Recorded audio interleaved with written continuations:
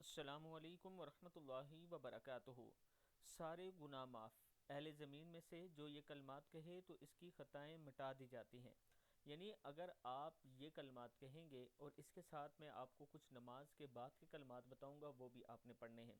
اگر آپ یہ کلمات کہیں گے لا الہ الا اللہ واللہ اکبر ولا حول ولا قوت الا باللہ، لا الہ الا اللہ واللہ اکبر ولا حول ولا قوت الا باللہ، تو آپ کی خطائیں معاف کر دی جائیں گی، بے شک سمندر کی جا کے برابر ہوں۔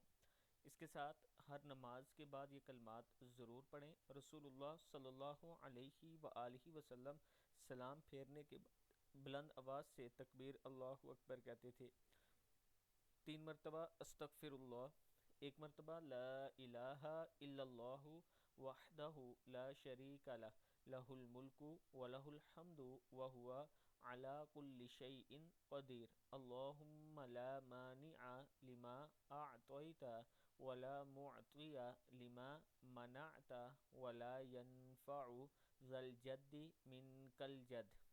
3 مرتبہ، 1 مرتبہ یہ پڑھتے تھے، 1 مرتبہ لا الہ الا اللہ وحدہ لا شریک لہ، لہ الملک ولہ الحمد وہو علی کل شیء قدیر، لا حول ولا قوت الا باللہ، لا الہ الا اللہ ولا نعبد الا ایاہ، لہ النعمت ولہ الافضل ولہ الثناء الحسن، لا الہ الا اللہ مخلصین لہ الدین ولو کرہ الکافرون۔